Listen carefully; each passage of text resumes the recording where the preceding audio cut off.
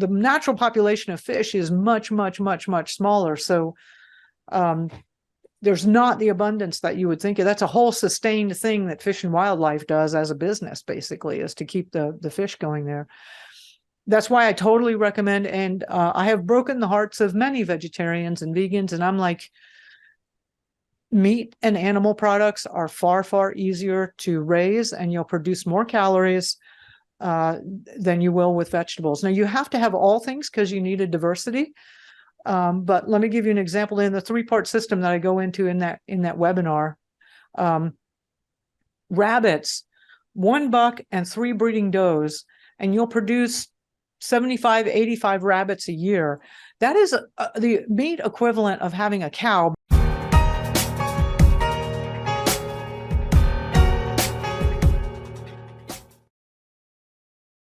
Good afternoon, everybody. Thank you for joining us today. Marjorie Wildcraft from the Grow Network with me. The ultimate resource for modern, sustainable living. You know, so many things are coming into play right now. We are entering into the spring planting season. You know, we see the destruction of complex systems in terms of food deliveries and inflation running rampant. You know, one thing we'll need to do first is grow our own food. So Marjorie, I appreciate you joining me, and I know we're going to have a lot to talk about. So, floor's yours. What? You know, like you reinvented fire or something. That is the saving grace of this whole thing. Like, you can grow your own food. You don't need a military, industrial, governmental, commercial complex to feed you, right? You can still use your hands in a backyard or a small space and produce food. You can do it, right? It actually, that's what we did for all of, whenever, history, right? Or if we didn't forage it or hunt it, and all of those people didn't have Google. They didn't have the internet. Most of them couldn't read and write. This is not rocket science. Yeah, it's definitely a new skill you're going to have to learn. But it's totally doable. Think about also, you just mentioned hunting.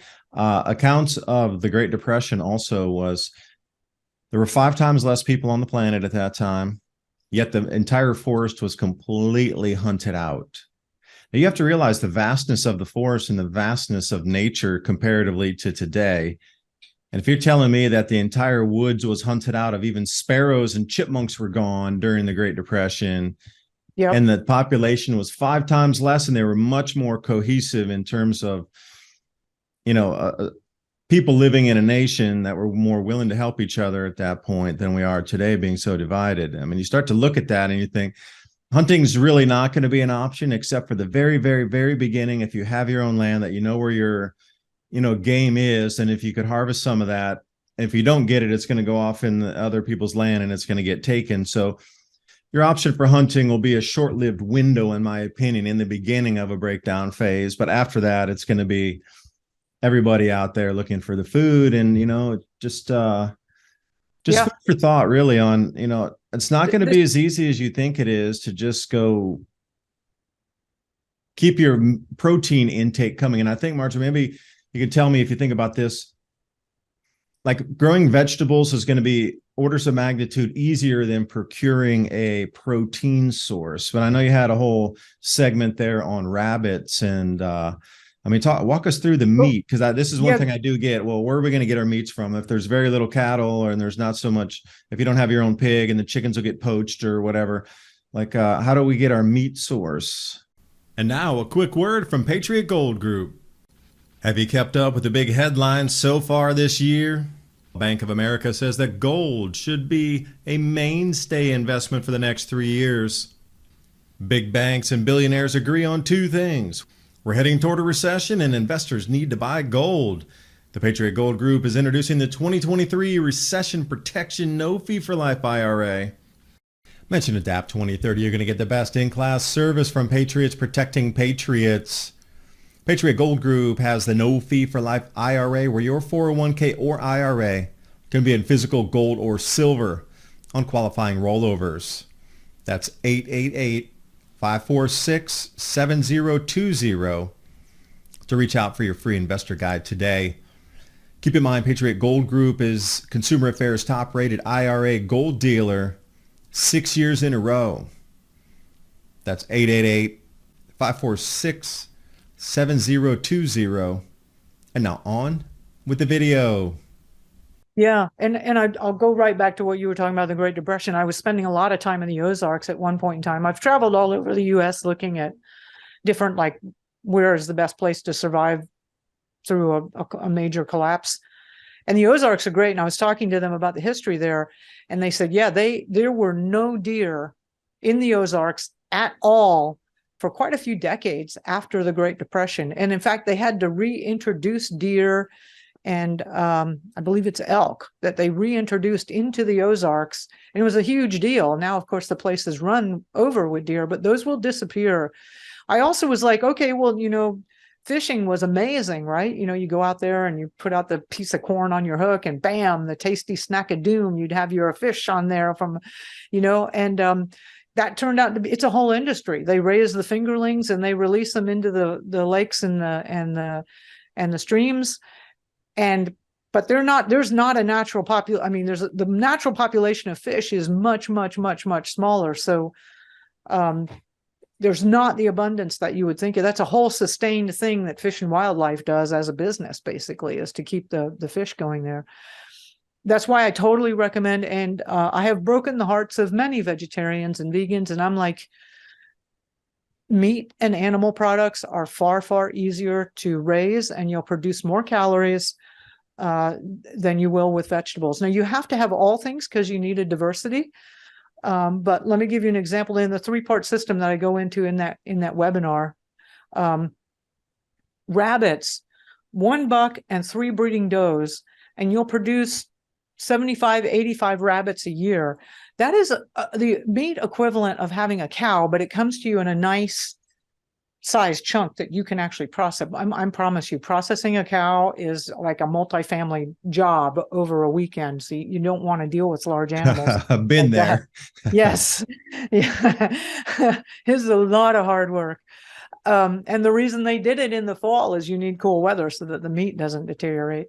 Anyway, rabbits, incredible. There's you can produce for a family, the protein requirements for a family of 4 with 1 buck and 3 breeding does, and you can have that the cages and the tractors and the things that you need in the size of a space of an average parking lot. So this is totally possible. And what you'll generate from that, I'll assume 75 rabbits you create because I like to always be more conservative. That's 230,000 calories in a year, which, if you think of a half for a person, one person is going to be 365,000 calories. A 2,000 calorie a day diet, 365 days a year, 365,000, 234,000 calories from the 75 rabbits is huge, right? And consider that with eggs, 1 chicken. I'm sorry, a flock of backyard chickens. Let's say you have 6 laying hens. An average laying hen is going to do about 250 eggs a year. They do need some time off to molt, or if it gets extreme in temperatures, they don't lay. 250 eggs a year, 6 hens, that's 1,500 eggs a year. So that's 3 egg omelets for breakfast for the rest of your life. You don't have to do as the Wall Street suggests and skip breakfast. Plus you'll have like 33 dozen eggs to barter, trade, give away, whatever. I use 6 laying hens. And again, a chicken coop and run can be built and put in the size of a parking spot. An average size egg, I believe, is 64 calories. I'll have to look that number up, but the total number for the 6 laying hens, 1,500 eggs, is about 94,000 calories. So and now compare that with a garden bed. Let's say the 100 square foot vegetable garden bed, which will provide most of the produce that you need. You think about vegetables, right? Is there any fat in vegetables?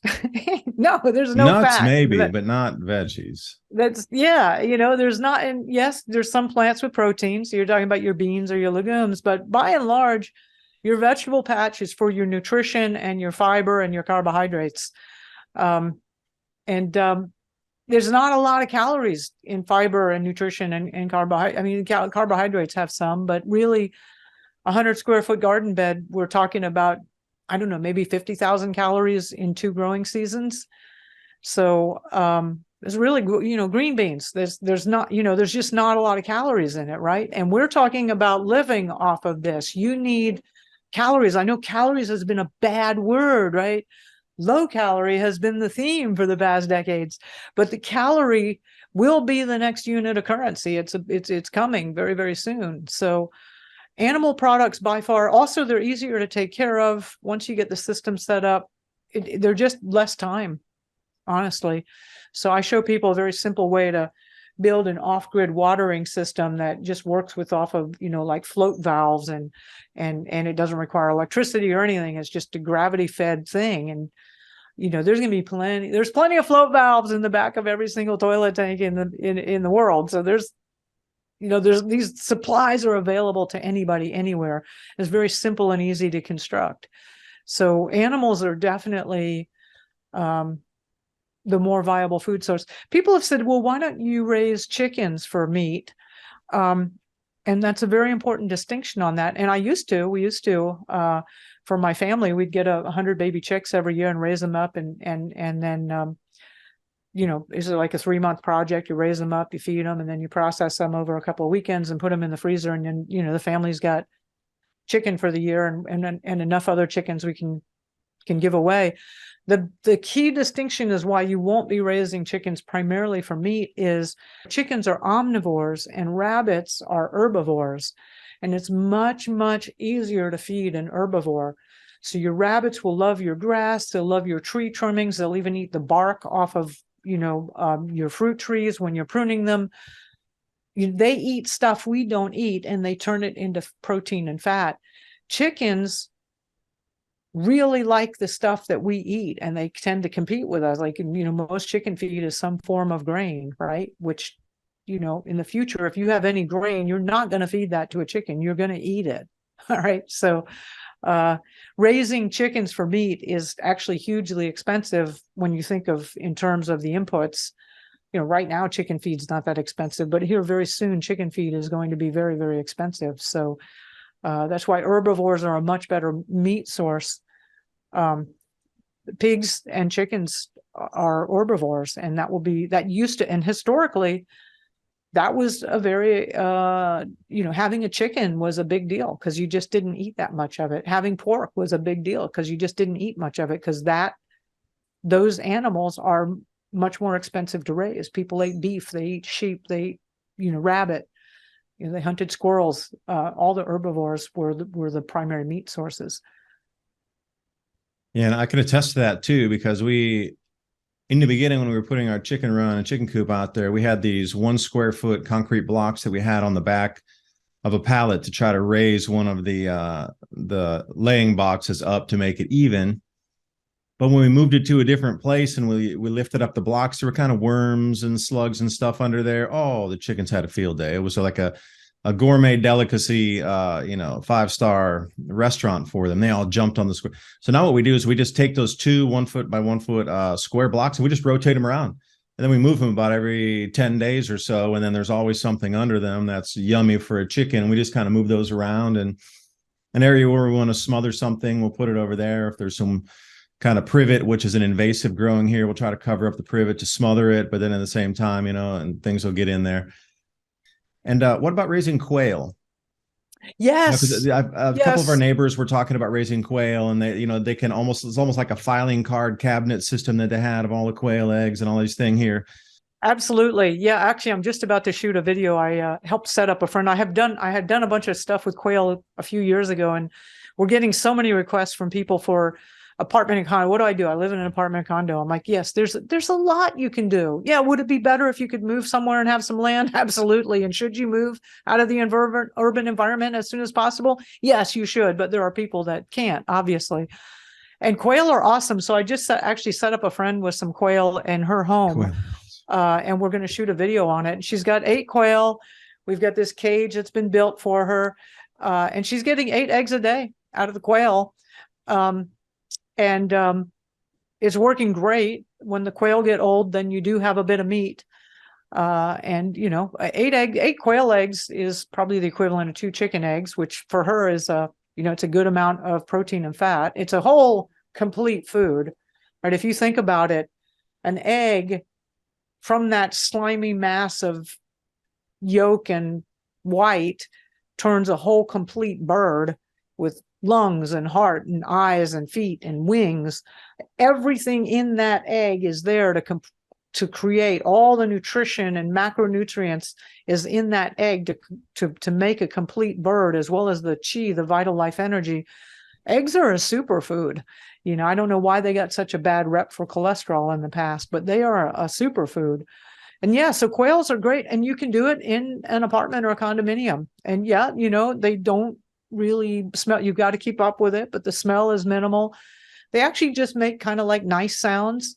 People go, hey, what am I going to do? I've got an HOA and they're down on chickens. I'm like, well, are they down on chickens or are they down on poultry? Because, look at the wording of it, because you could have quail or possibly ducks and get around HOA regulations. Or the other thing is just do it. Don't have a rooster and give the president of the HOA dozens of eggs on a regular basis, yeah. But anyway, quail are a great solution for indoor growing. They're fantastic. So it works, and you can get a significant amount of food out of them. Free America, freest country in the world, but you can't have a chicken in your backyard. I love that. I might have a t-shirt printed up that says quail are awesome. That's going to be it. Do you remember when we used to have the saying, it's a free country? Right? Where did that saying go? You used to always say, well, it's a free country. Somebody would do something. You go, well, it's a free country. And now nobody says that anymore. What happened to that phrase? Hey, now I wrote down, I was watching this video just before you and I came on. I got up earlier this morning around 5:30, 5:45. And I watched this this video called Food Banks Buckling, What to Do Now. Oh, so a lot of people are getting their assistance off of food banks, and truly food banks, if you don't have the food and it's getting more expensive, a lot of people are holding on to that. So, I mean, where are other sources around the community that you think people would be able to find foods, procure foods? I know you had a segment on, working in a community garden to get some of the produce out of there in the harvest time, et cetera. But like, if people are really out of options and they do rely on food assistance, and the SNAP program is going to reduce the EBT cards next month, I've been reading. Yeah. I'm just wondering, like, where are there like little secret spots where people can find food in a city somewhere? So that's a big reason we have foraging as a really important component of what's available at the Grow Network. Every year I travel a lot. I'm in Austin or California, and I love to be there around August, September, October. Acorns, an incredible food source, very easy to process, deeply nutritious. There were a lot of Native American tribes that was their main caloric source, was acorns. In the Southwest, you've got mesquite beans. Now, it's hard to eat a whole mesquite bean, right? And they need a little more processing, and they have a strong taste, but you begin to incorporate that more and more into your food source. Learning how to forage. There's people right now, you go outside and it's a wall of green. You're like, what the hell? But you can learn to identify plants. There's lots and lots of plants out there, and there's lots and lots of food that just gets wasted. People like, oh, I don't want that tree in my yard because it drops stuff on my driveway and makes my driveway stained or whatever, that whole attitude is going to change. But there are ways to forage. There are also, farmers always need help. If there's a local organic farmer, say, look, and there's a lot of farmers that have this set up. I've done it before just to experience it, come work for a half a day and I'll give you a bag of vegetables, there's all kinds of work trade type relationships there. There's another group, and I haven't visited their website in a while. It's called sharedearth.com. And I think there are a few other websites out there that do this, where somebody may have a backyard that they're not using, and they try to hook it up with people who do want to grow food in it. Then there's just good old fashioned guerrilla gardening. I did that when I first moved here to Puerto Rico. I didn't have anywhere to grow. I was living in a place that was completely shaded, and the landlord wasn't open to me growing anything. So I just found a public strip of land and just started digging it up and growing squashes and tomatoes and stuff, beans. It's called guerrilla gardening. And a really funny story of that is, while I was out there, I I was noticing that, first of all, I saw this bucket that was like kind of a crappy old bucket, but it had a brand new rope tied to it. And I thought, dang, somebody threw out a piece of garbage here in this beautiful thing. And then I thought, no, wait a minute, that rope there indicates it's not a piece of garbage, because it was a ratty old bucket, you know. And then I started noticing that there had been trees planted very intentionally out there, different types of food trees, you know, different palm trees, cacao, you know, that we have a sea almond here. And I was like, oh my God, they're using that bucket to irrigate these trees. That somebody was guerrilla food forest gardening out there. And it turned out to be my next door neighbor when I finally found out who it was. So funny. We've been best friends ever since. But he's just saying, here's this public land. I'm just going to start planting fruit and nut trees on it. That's a little bit of a longer term thing, because we're in a crisis that's going to unfold here in the next couple of months, and fruit trees usually don't produce for a few years. But even the strip of land between the sidewalk and the street, you know, wherever you can, that's not the best, because you're going to have car fumes on it, but having food is better than no food. Yeah, let me ask you a question. You mentioned the trees, fruit trees. So let's say that had grown there for a year or two, and the city was going to come in and say, all right, we're going to pave this. So let's say the fruit tree was growing for 2 years and you wanted to retransplant it somewhere else, because, you know, it's going to have a root ball. It's going to be, I don't know, a couple 4 feet tall, something, and you don't want to just let it go to waste. Like, what is the possibility of success of retransplanting trees that you might find in a different location and bringing them to a different, you know, more, easier area to keep them well watered, well fertilized, etc. Like retransplanting these types of 2-year-old trees. How does that work? Yeah, that works. And you can do that. And we do that all the time with little seedlings we see from wild trees that are producing something that we like, and we move them or you know, replant them elsewhere. And you can, they actually, even in Texas, they had these beautiful pecan trees that were like 20 years old. And believe it or not, they had the equipment to like completely dig up the root ball for this and move these 20-year-old trees somewhere else, which is kind of insane. In general, the younger the tree, the better it's going to do. And there have been studies like between a 3-year-old fruit tree that they moved with the root ball, planting it, and then right next to it, planting it a much smaller, like 1-year-old seedling. And in the 5, 6, and 7-year time frame, the 1-year-old seedling actually did outperform like the 2 or 3-year-old tree. But it can be done. You know, it can be done. And if that's what you got, do it. I always say make the best use of what you got. What would the success rate be on that? You know, you're going to be burning calories to try to get some sort of output. So like the success rate of replanting trees, is 50%, 70%, higher, lower? There's so many variables in that. In general, with agriculture, you want to overdo everything by at least a factor of 2 or 3. You know, every year when I'm creating my growing my seedlings for my garden, I always have at least double or triple the amount of start plants that I need. And if my starts work out great, and then I have these others that I can give away, right? But usually something happens, a late freeze, or 1 year my ducks sat on my tomatoes. I mean, there's all kinds, as you know, bizarre things happen. So sometimes it's all bizarre things that you just never could know. Maybe you planted it in a hole and you didn't know just underneath that spot was this gigantic rock, and that thing has to spend years now trying to get its roots around it or something. You know what I mean? There's all kinds of things that can happen, right? Overplanting, yeah, that's a good idea, because you don't want to just do the exact amount and then lose it, or because I'm telling you one thing absolutely for sure, the freezes are continuing to be later and later into the spring, because I can attest to that, because over the last 2 years when our blossoms would come out, we'd get a freeze and then we get zero fruit because everything got frozen that was out there. And it keeps happening later. You know, 1 year it was in late March, and then, you know, it was in early April last year. A lot of stuff had already bloomed out. It had been 70 degrees for days and days and days and weeks and everything down here in Tennessee. And then suddenly one rare freeze event comes in, whoosh, goes down to 28 degrees and back up to 70 another day and a half later. But all those blossoms that are out there gone, and they just don't come back. It's not like they're going to be, hey, let's get a second chance. So you get once in a year. And I don't know, the weather systems seem to be getting more and more mixed up, and the seasons seem to be shifting. You know, there's an earlier onset of cold in a lot of places, not everywhere, but many, where they get early blizzards. But then the outset or coming out of winter into spring, then you get that last 1 or 2 deep freezes. just I don't know, look through different chapters of history. How would people cope with that? Because not everybody can have a greenhouse. When we're dealing with such a variable climate, because there's, well, many more of the reasons for why the climate is so weird and erratic, the real key is to have diversity.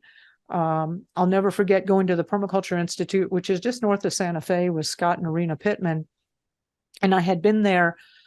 They had primarily had this amazing old growth food forest that they had been growing for like 30 or 40 years with an acequia water irrigation system. That and animals was their main food source. And then I was visiting them in the spring. And what had happened is last fall, there had been a really, really freaky, like out of nowhere, 10 degrees below zero freeze that set back every single fruit tree in the region, and anything more, less than an inch in diameter, or maybe even 2 inches in diameter on trees died off.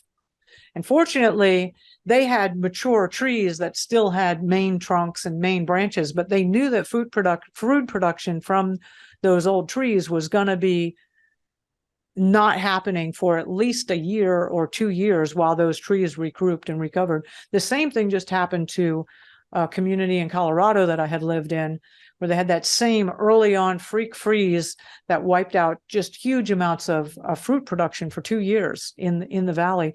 Well, anyway, going back to Scott and Arena, they were like, yeah, the animals made it because we knew, and we kept them warm. And there they were digging up an annual garden. They said, yeah, we hadn't done annuals before, but we get it. You got to have resiliency, and you can get food producing in an annual garden pretty quickly because their perennials were all going to be set back or died. So diversity is the key.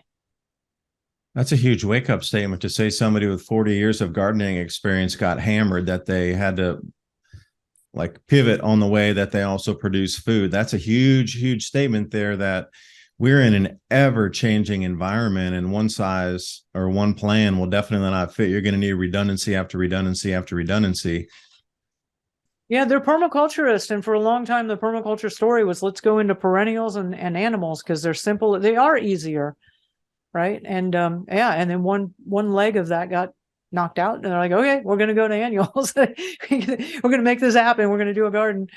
Foraging is also another thing that's real. There's a lot of calories that are out there. Wildcrafting. And I mean, I always believe when you keep your mind clear and open, and you open your heart and you say, look, almost every question I've ever had, if I open my heart and I ask it sincerely, the universe brings me an answer, right? If you can really keep an open mind. And I really have always had that as a guiding principle. And I really recommend to people, like, if you're in a situation that you think is impossible, open up your mind and your heart and you say, look, I need a solution to this, and just be open to all kinds of crazy possibilities. It will come to you. I really believe that. I don't believe that we're alone on this planet. You have tremendous resources from other realms that are here to help you. And that's something that is way outside human control. That's the ultimate amount of power there. So if you understand that is always at your fingertips to help you move through these changes and this transition of society we're about to see, there's just all these things interlooped and interplay. And why are governments behaving the way they are today?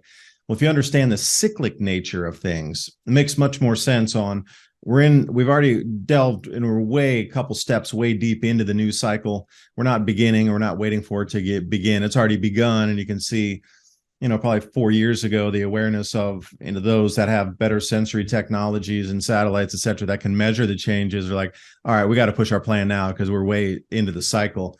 But for us on the periphery out here looking at it, seeing all these other signs, it's going to be a continuous change from year to year, because what works one year probably or may not work the next year. So it'll be a combination of, it's going to be a hybrid, I guess, is the best way to put it. So I'm super stoked that you put the webinar out and all the information that's in there, because if you're starting from scratch, or even if you've already been doing it for such a long time, there's something else in there too for everybody. It's just And then, Yeah. coming into the forum, I mean, once you get in there, you're not coming back out for weeks. It's What I fun. mean? It's fun. I get such a great group of Yeah, people. By the yeah. way, when Breaks they you. sign up for that webinar, I mean, I've really Oh, I'll put designed the this link to, in the description box below so we can yeah. go click and go right to that.